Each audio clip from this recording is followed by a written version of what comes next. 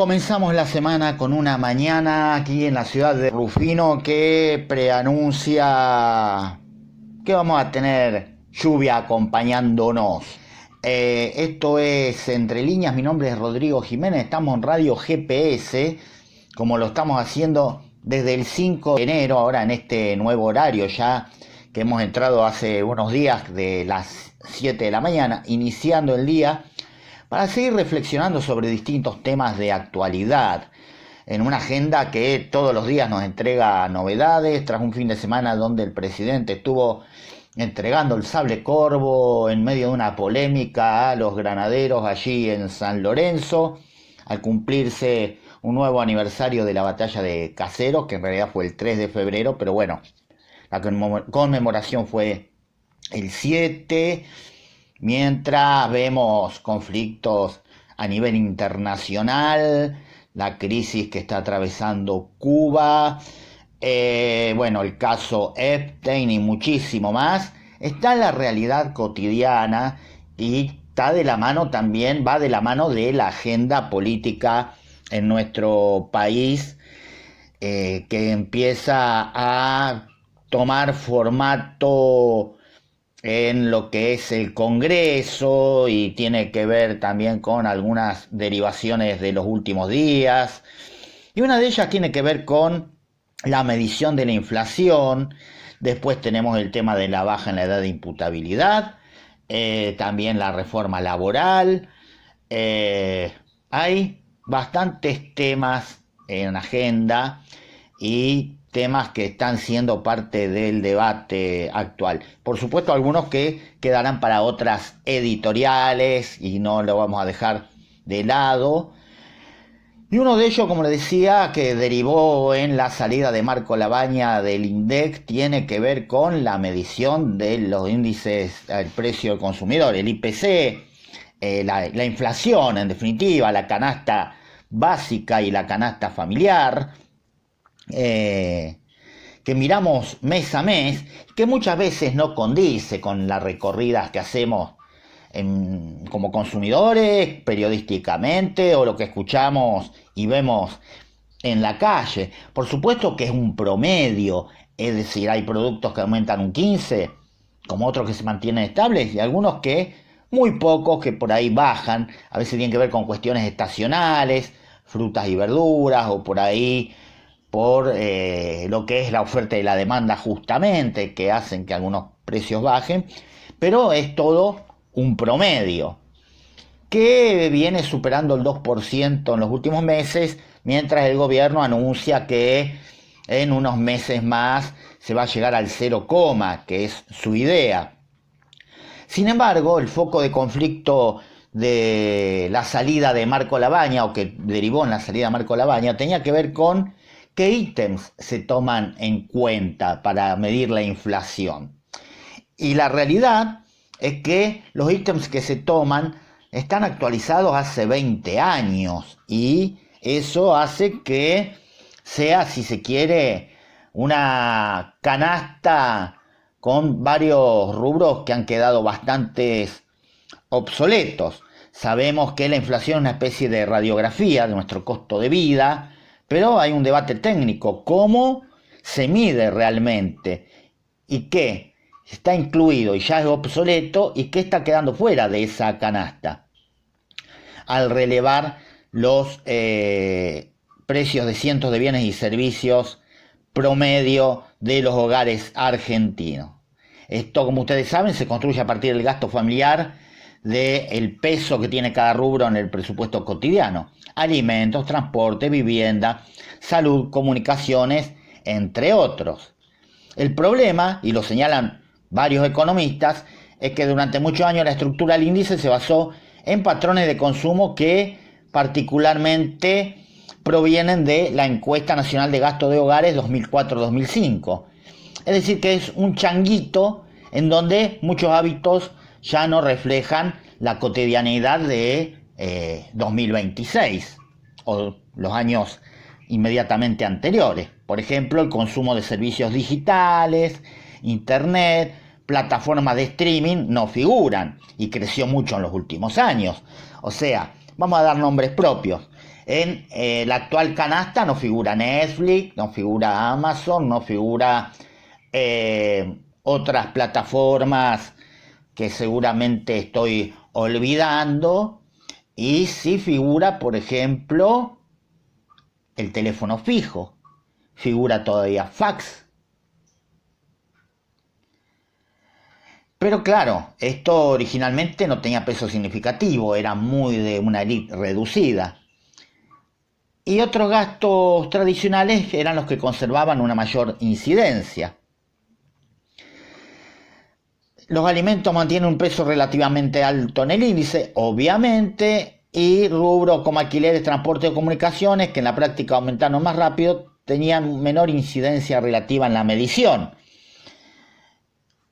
Ustedes fíjense también esto, ¿no? Rubros que han aumentado considerablemente quizás no están muy tenidos en cuenta, como muchos ítems más. O sea, como les decía, sigue apareciendo la telefonía fija, sigue apareciendo el fax, sigue apareciendo el diario en papel como un gasto cotidiano, cuando ya sabemos que dejó de serlo. Y todavía no aparecen muchas de las nuevas tecnologías o hábitos que son más comunes en esta última década, si se quiere. Esto no significa que el índice mienta, sino que puede representar con menor precisión la estructura real del gasto de hogares, por ejemplo también en determinado tipo de electrodomésticos. Ya no hay televisor a tubo. Los organismos internacionales recomiendan actualizar periódicamente estas encuestas cada 5 años aproximadamente, para evitar que el indicador quede atrasado respecto a los cambios sociales y tecnológicos. En este contexto es el propio INDEC que reconoció la necesidad de revisar la canasta y anunció recientemente modificaciones metodológicas para incorporar nuevos patrones de consumo más actuales, como mayor peso de vivienda, transporte y comunicaciones y menor participación relativa de otros rubros tradicionales. Por ejemplo, que no figure como algo esencial de la canasta el diario en papel. La discusión de fondo entonces no es cuánto suben los precios, sino qué estamos midiendo exactamente cuando hablamos de inflación. Porque el índice no es un reflejo neutro de la realidad, es una herramienta estadística que depende de qué bienes y servicios representan la vida cotidiana de la sociedad en cada momento histórico. Y allí aparece la pregunta que debería atravesar cualquier debate serio. Si cambian los hábitos de consumo, si cambian las tecnologías, cambia la estructura social, ¿cada cuánto debería actualizarse el termómetro que usamos para medir el costo de vida? Porque cuando el instrumento queda viejo, el riesgo no es solo técnico, también puede afectar decisiones salariales, jubilaciones, contratos y políticas públicas que dependen directamente de ese número. Tengamos en cuenta que muchas actualizaciones son automáticas tomando en cuenta el IPC, las jubilaciones, los programas, las decisiones a la hora de discutir salarios que mencionábamos recién, los contratos de alquiler, por ejemplo, también tienen una actualización generalmente trimestral tomando justamente esos parámetros. Bueno, otro punto a tener en cuenta, otro tema a tener en cuenta, un fenómeno que se estuvo hablando en algunos medios por estas horas, la otra cara de la crisis previsional, los jubilados que trabajan. Nosotros en el programa nocturno, que ahora pasó a ser semanal, hemos hablado de aquello de si se quiere, la nueva tercera edad, por decirlo de una forma. Personas que una vez jubiladas o llegada a cierta edad, emprenden nuevos caminos, proyectos, pero en aquel momento, o la idea de ese programa de Expreso Nocturno, que los invito a ver el archivo, o a escuchar, mejor dicho, el archivo, se refería más que nada a aquellos que lo hacen por opción, por gusto. Esto de que llegada a la edad jubilatoria promedio, las personas todavía se sienten con pilas, por decirlo coloquialmente, con ganas de hacer cosas, hasta de estudiar o realizar una nueva actividad económica. Y tomábamos el parámetro de aquellos que lo hacen por gusto, insisto. Pero la realidad es que en la Argentina la idea de la jubilación como momento de descanso y retiro de la vida laboral está siendo reemplazada por una realidad mucho más dura. Jubilados que tienen que seguir trabajando, pero para llegar a fin de mes. Alquileres, gastos médicos, bueno, el consumo diario, etcétera. No hablamos de aquel que lo hace, como decía yo, como para mantenerse activo, o si se quiere para tener un ingreso extra. Hay jubilados que por ahí tienen una situación económica. No hay jubilados, digo, ricos o no abundarían, pero digo, jubilados que al vivir solo y estar quizás sin ningún problema de salud, la jubilación les permite decir, bueno, no hago más nada. O que dicen, tengo ganas de hacer tal o cual cosa. Acá hablamos de los que lo necesitan, de los que realmente lo necesitan, porque tienen una jubilación magra, los medicamentos son cada vez más caros, muchos jubilados han perdido el beneficio que tenían de los medicamentos gratuitos, y es un fenómeno social que crece de manera sostenida y revela la fragilidad del sistema previsional argentino y de la economía en general. Si bien quizás la situación no era como la actual, digamos que es un fenómeno que ya tiene larga data, pero se ha profundizado. Según cifras oficiales de la Seguridad Social, más de 433.000 jubilados trabajan registrados, según datos de junio de 2025, un crecimiento de casi el 60% en una década en empleo formal, mientras que si se suma a quienes los hacen en la informalidad, esto supera el 1.000.000 de personas jubiladas activas en el mercado laboral. Este 1.000.000 no es un grupo homogéneo de jubilados que elige prolongar su vida laboral por gusto o vocación, que es lo que decíamos. La mayoría lo hace por necesidad. Los haberes previsionales fueron perdiendo poder de compra y hoy muchos jubilados perciben ingresos que no alcanzan para cubrir una canasta básica, que incluye los alimentos, los medicamentos y los servicios esenciales. Sumémosle en ciudades más grandes, por ejemplo, transporte.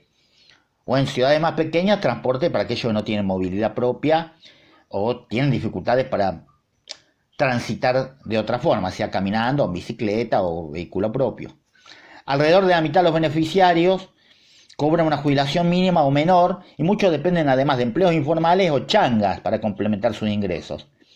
Y hoy en día también es difícil recurrir a otros familiares, porque a su vez un hijo o una hija tienen a su vez su grupo familiar y no debería ser tampoco lo ideal, pero digo, era a veces o muchas veces uno de los caminos. La necesidad de trabajar en la tercera edad también se refleja en la tasa de actividad de los mayores de 66 años, que llegó a un máximo histórico con casi 17% trabajando buscando empleo, algo no visto desde 2019. Detrás de estos números hay una combinación de factores estructurales. Primero, un sistema previsional que no ajustó sus haberes al ritmo real de la inflación y la pérdida de ingresos. Segundo, un mercado laboral que ofrece cada vez más empleos precarios, informales o de baja calificación, incluso para quienes ya cumplieron con los años de aportes. Tercero, la falta de políticas públicas integrales que garanticen un ingreso digno a quienes ya completaron su vida laboral activa. El resultado es paradójico, socialmente hablando. Personas que en teoría deberían estar en su etapa de descanso, hoy se ven forzadas a reincorporarse al mercado laboral, muchas veces en temas que afectan su salud y su calidad de vida. Y este fenómeno no solo alcanza las jubilaciones mínimas, también golpean a quienes perciben haberes superiores, demostrando que el retiro dejó de ser un tiempo seguro y protegido para millones de argentinos. Esto tiene consecuencias que van más allá del bolsillo. Significa que los vínculos familiares se reorganizan, que las redes de cuidado se tensan y que se normaliza socialmente la idea de que la jubilación no es un derecho conquistado, sino una etapa que debe seguir sujeta al mercado. Este es un síntoma profundo de cómo cambió la relación entre el Estado, el trabajo y la protección social en nuestro país. Porque si la jubilación ya no asegura el sustento mínimo, si el retiro se vuelve una ilusión para muchos y si nuestros mayores deben trabajar para sobrevivir, entonces no estamos hablando solo de estadísticas, estamos hablando de una crisis social que nos interpela a todos como sociedad. Un fenómeno que yo escuchaba que muchas veces se ha dado en distintas etapas, y lo hemos hablado y lo hemos vivido, pero que se ha profundizado en estos años, ¿no? Personas que, superados los 65 años, salen a buscar trabajo, insisto, por necesidad económica, no por decir quiero hacer algo.